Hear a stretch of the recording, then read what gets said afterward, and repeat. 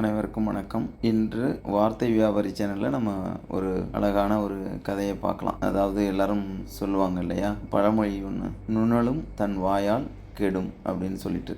அதாவது தேவையற்ற இடத்துல நம்ம பேசாமல் இருக்கணும். அந்த இடத்துல நம்ம பேசணும் அப்படின்னா அதற்கு உண்டான விளைவுகளை சந்திச்சே தீரணும் அப்படிங்கிறது தான் அதனோட பொருள். ஸோ அப்படிப்பட்ட ஒரு விஷயத்தை இப்போ நம்ம பார்க்கலாம். ஒரு ஊரில் ஒரு அம்மா இருந்தாங்க.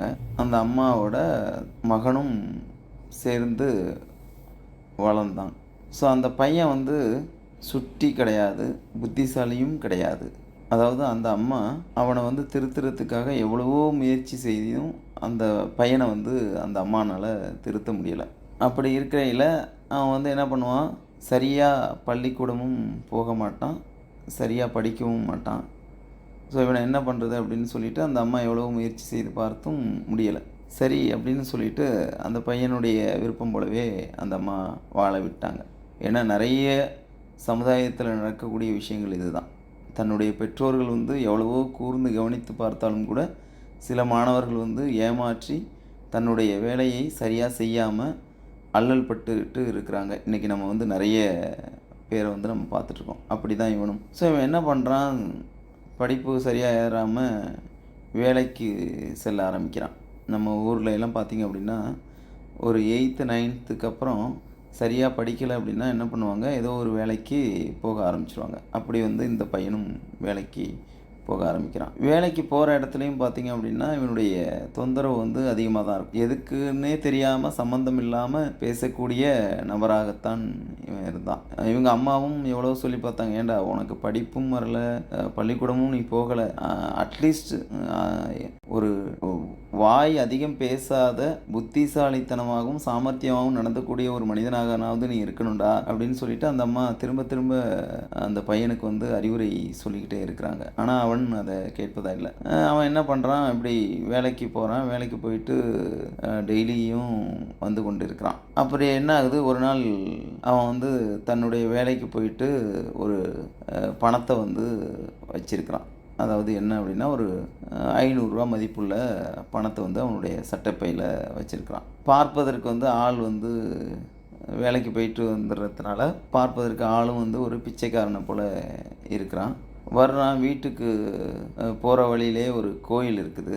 உடனே என்ன பண்ணுறான், அயர்ந்து தூங்கிடுறான். ஏன்னா வீட்டுக்கு இதுக்கப்புறம் போக முடியுமா அப்படின்னு சொல்லிட்டு அவனுக்கு ஒரு சோம்பேறித்தனம். நம்ம இங்கே இந்த கோயில் திண்ணையில் படுத்துருவோம் அப்படின்னு சொல்லிட்டு கோயிலில் இருக்கக்கூடிய வறண்டாவில் படுத்துடலாம் அப்படின்னு சொல்லிட்டு அவன் படுத்துடுறான். உடனே அவன் என்ன நினைக்கிறான், தம்பி படுத்துட்டு பார்த்துட்ருக்கான். அவன் நல்ல இரவு வேலை. என்ன பண்ணுறாங்க, ஒரு 2 திருடர்கள் வர்றாங்க. 2 திருடர்கள் அந்த கோயிலுக்கு வர்றாங்க. கோயிலில் உண்டியலில் ஏதாவது பணம் கிடைக்குமா அப்படின்னு சொல்லிட்டு பார்க்குறாங்க. உண்டியலில் பார்க்குறாங்க, உண்டியலை நோட்டமிடுறாங்க. உண்டியலில் எதுவும் இருக்கிற மாதிரி தெரியலை. உடனே அந்த 2 திருடனில் ஒருத்தன் சொல்கிறான், டேய் இங்கே ஒருத்தன் படுத்து கிடக்குறான்டா, இவன்கிட்ட நம்ம ஏதாவது தேருமான்னு பார்ப்போமா அப்படின்னு சொல்லிட்டு ஒருத்தன் சொல்கிறான். உடனே இன்னொருத்தன் சொல்கிறான், டேய் அவனை பார்க்குறதுக்கே பிச்சைக்கார மாதிரி இருக்கிறான், அவன்கிட்ட எப்படா பணம் இருக்கும் அப்படின்னு சொல்லிட்டு அவன் சொல்கிறான். உடனே சரிடா இவன்கிட்ட ஒன்றும் இருக்காது, சரி வா போவோம் அப்படின்னு சொல்லிட்டு 2 பேரும் புறப்படுறதுக்கு ஆயத்தமாக இருக்கிறாங்க. அந்த டயத்தில் நம்மளால தான் அமைதியாக இருக்க மாட்டாரே. உடனே இவர் சொல்கிறாரு, ஆமாண்டா உங்கள் ஊரில் பிச்சைக்காரன் பாக்கெட்டில் 500 ரூபா பணத்தை வச்சுட்டு தூங்குவான்டா அப்படின்னு சொல்லிட்டு அவன் சொல்கிறான். இதை கேட்ட உடனே அவங்க 2 பேருக்கும் சந்தோஷமாயிடுது. ஏன் அப்படின்னா இவன்கிட்ட பணம் இருக்காதுன்னு சொல்லிட்டு அவங்களே கிளம்புறதுக்கு தயாராகிட்டாங்க. பட் இவன் தன்னுடைய வாயை சரியாக வச்சுக்காமல் அந்த டயத்தில் போய் இந்த மாதிரி சொன்ன உடனே அந்த திருடர்கள் இவனை ஒரு 2 அடி விட்டு அவன் பாக்கெட்டில் இருந்த பணத்தையும் எடுத்துக்கொண்டு சென்றார்கள். இதை தான் சொல்லுவாங்க பெரியவங்க எல்லாரும், நுணலும் தன் வாயால் கெடும் அப்படின்னு சொல்லிட்டு. நாம் எந்த இடத்துல பேசாமல் இருக்கணுமோ அந்த இடத்துல தயவு செய்து பேசாமல் இருக்கணும். இது ஒவ்வொரு குழந்தைகளுமே கற்றுக்கொள்ள வேண்டிய மிகப்பெரிய பாடம். என்ன அப்படின்னா, கண்டிப்பாக சின்ன குழந்தைங்கள்லாம் பார்த்திங்கன்னா சின்ன வயசில் எந்த இடத்துல என்ன பேசுகிறது அப்படிங்கிறதெல்லாம் தெரியாமே வளருவாங்க. அப்புறம் பெற்றோர்கள் சொல்லுவாங்க, கண்ணா இந்த இடத்துல நம்ம அமைதியாக இருக்கணும், யாரும் பேசக்கூடாது, பெரியவங்க பேசுகிறாங்க அதனால் நம்ம அமைதியாக கேட்கணும் அப்படின்னு சொல்லிட்டு சொல்லுவாங்க.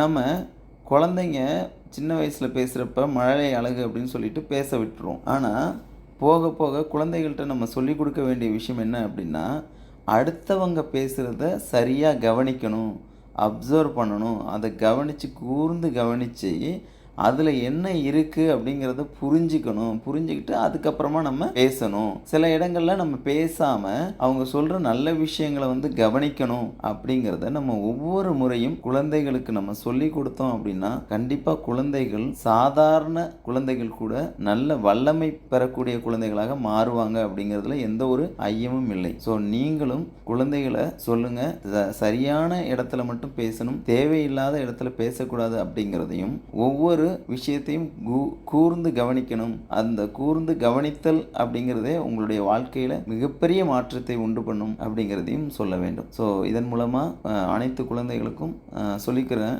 நீங்களும் நல்ல வாழ்வில் வெற்றி பெறணும் அப்படிங்கிறதும் சொல்லிக்கிறேன். நன்றி, வணக்கம், தேங்க்யூ.